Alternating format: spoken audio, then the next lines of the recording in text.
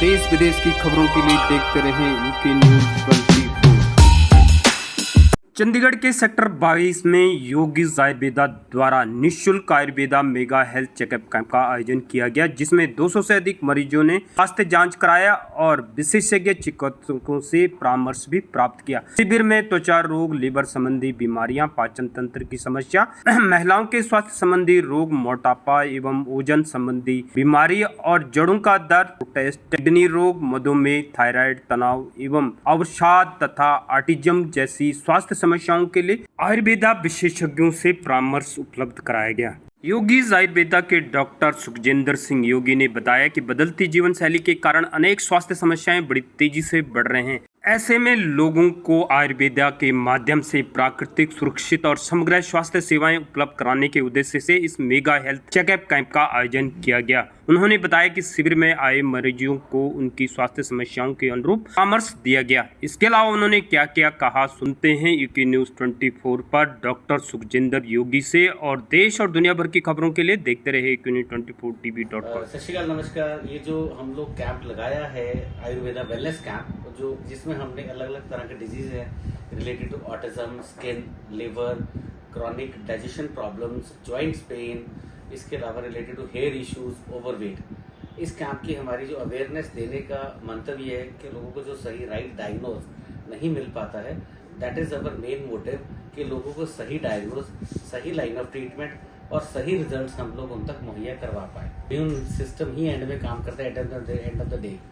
तो हमें सिम्टोमेटिक जो मेडिकेशन है रिलेटेड टू मॉडर्न मेडिसिन, अगर आप उसमें जाएंगे, उसमें आपको मेडिसिन सिम्टोमेटिक दिया जाता है। रिलेटेड टू एलर्जी हो गया, कुछ भी प्रॉब्लम हो गया, तो आप एंटी एलर्जी की दवाई खाइए, पेन हुई तो पेन किलर खाइए। वो पेन क्यों आया, तो पेन किलर के लिए आपको पेन स्नब करा जाता है, एंटी एलर्जी के लिए आपकी एलर्जी स्नब करी जाती है। तो ये चीजें हमें स्नब नहीं करनी। Why the problem is there. तो आयुर्वेद में दोषाज होते हैं, शारीरिक और मानसिक। तो शारीरिक दोषाज होते हैं वात, पित्त, कफ, वो दोषाज को बैलेंस करना है, डाइजेशन को क्लियर करना है। जितना आपका डाइजेशन और ब्रेन हेल्थ सही है तो आप दिक्कत में नहीं रहेंगे। बाड़ी ਦੇ ਵਿੱਚ ਵੀ ਦੇਖਿਆ ਤੁਸੀਂ ਸਿਆਣੇ ਬਜ਼ੁਰਗਾਂ ਕੋਲੋਂ ਵੀ ਸੁਣਿਆ ਨਾ, ਮੱਥਾ ਠੰਡਾ, ਪੇਟ ਨਰਮ ਤੇ ਪੈਰ ਗਰਮ। ਜਿੰਨਾ ਤੁਹਾਡਾ ਮੱਥਾ ਠੰਡਾ ਹੈ, ਤੁਸੀਂ ਮਨ ਜੀਤੇ ਜਗਜੀਤ, ਤੁਹਾਡਾ ਮਨ ਸ਼ਾਂਤ ਹੈ, ਤੁਸੀਂ ਯੂ ਕੈਨ ਕਨਕਰ ਦ ਵਰਲਡ।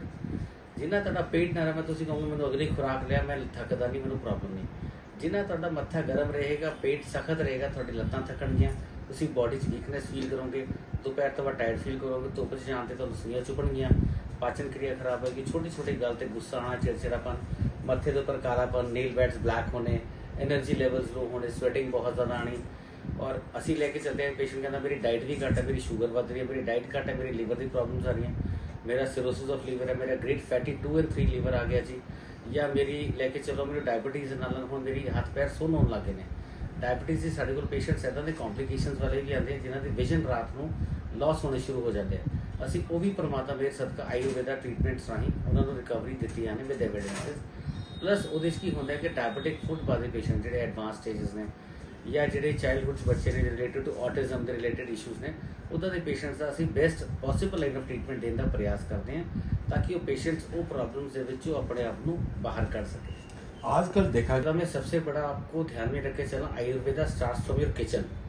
तो अगर आपकी जीवन शैली, दिनचर्या, आहार विहार सब कुछ सही है तो आप बीमार नहीं होगे।